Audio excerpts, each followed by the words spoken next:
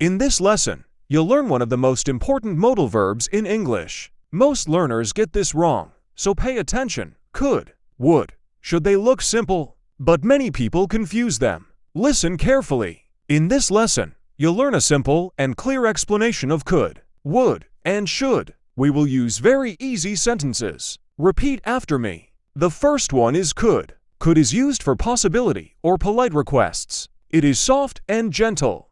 I could go there. He could help us. She could call me. We could eat now. They could wait here. I could buy it. He could come tomorrow. She could teach me. We could play outside. They could win the game. We could eat now. Could you help him? Could you call me? Could you come here? Could you explain this? I could try again. She could be right. We could eat now. We could leave early. They could visit us. The second one is would. Would is used for polite offers, requests, and imagined situations. I would help you. He would call me. She would come early.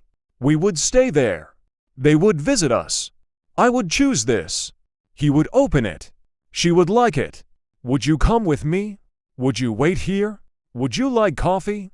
Would you help him? I would learn English. He would fix the car. She would cook dinner. We would watch TV. They would play outside. I would call later. Would you try again? Would you sit here?